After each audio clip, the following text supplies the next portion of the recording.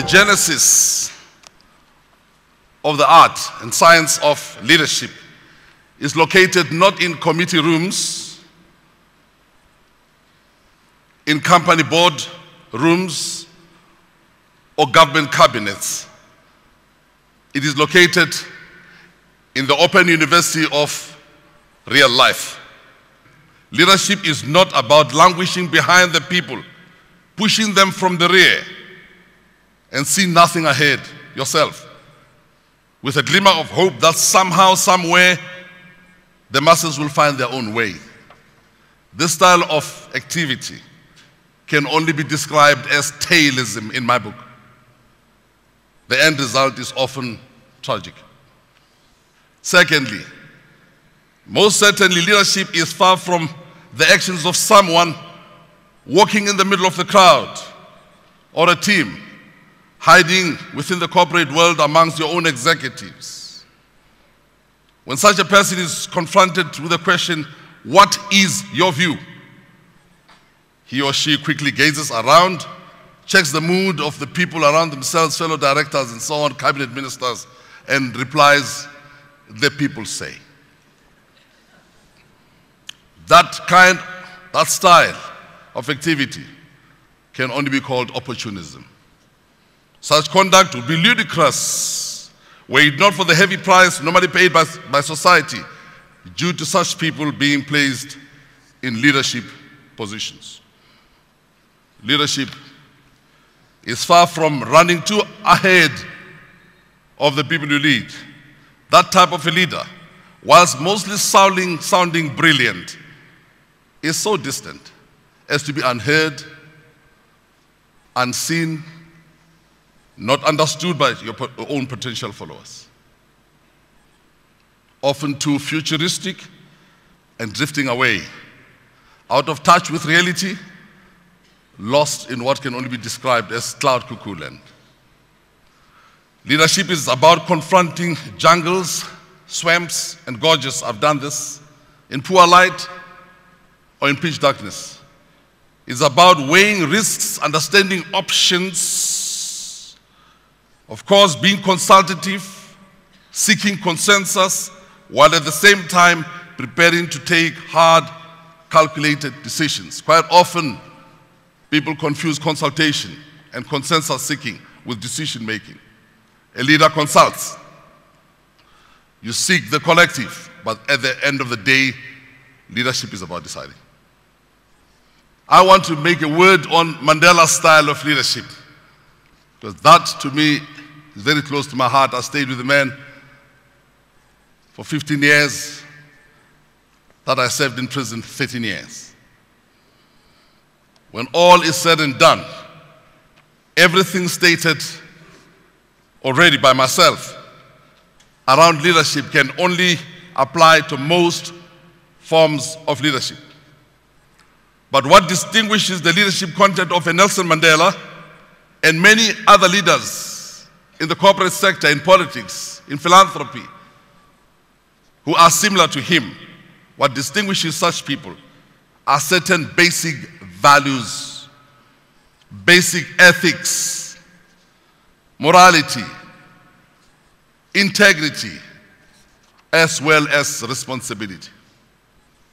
The Mandela style of leadership and type stands for a culture of human rights, where justice is lacking, and Nelson Mandela will stand for the rule of law based on good constitutions, such as we have. Mandela's type of leadership recognizes equality before the law. Until you know inequality in law, you will not understand this. Men have died just for this one. Nelson Mandela's style of leadership and quality of leadership speaks about the freedom of expression, as I do, but most importantly also the freedom of the media, and I'll come back to that one. Mandela's style of leadership stands for non-racialism and anti-discrimination. Until you have the wrong nose size in the world and the wrong color on the other side of the railway line and the wrong texture of hair, these human things, until they're used against you, you will never know. This kind of leadership stands for respect for the rights of children. They are our future. That's why Nelson Mandela has created the Nelson Mandela Children's Fund, the rights of children. He's always seen with children and believes in them. Nelson Mandela's style of leadership fights against hunger and poverty for development. He takes a stand together with those who are blowing whistles against corruption, whether corporate or public. Nelson Mandela's style of leadership believes in wealth creation and wealth accumulation, as long as it is based on honesty and integrity. His style of leadership respects the dignity of those who work, the dignity of labor. Last but not least, and most importantly, Nelson Mandela's style of leadership believes in the culture of an open society, a democratic one. Free debates, free discourses, free discussions, the dialogue, the dialectic. Above all, that style of leadership during discussion and those debates believes in reconciliation. Over the last few days, there has been a lot of heat generated around the subject of politics and the media. A perception has slowly emerged within our society that there's some kind of war between government or perhaps the ruling party, African National Congress, and the media in general. It is a perception. But as the saying goes, perceptions tend to become reality if not countered or explained or dealt with. I want to state without equivocation that from where I sit, from where I stand, from where I come from, such a fight should not have a basis. As a member of the cabinet, the national cabinet, and as a member of the National Executive Committee of the ruling party, the African National Congress, I can state without any fear of contradiction that there's never been a situation where anyone, at least where I sit, can ever plot against the media in this country. There's never been a situation where the kind of men and women that I serve with in both structures that I've mentioned can ever even have a thinking that the media should be fought, plotted against, or destroyed in this country. Because that would be unconstitutional, that would be running across every value that we stand for, that I stand for, that Mandela stands for.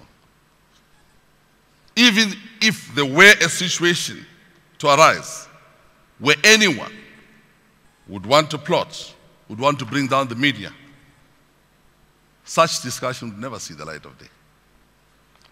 At the same time, it must be stated that South Africans are made of sterner stuff, are we not? We should be unafraid to discuss hard concepts, such as relationships between the government and society, government and the media and society, and so on.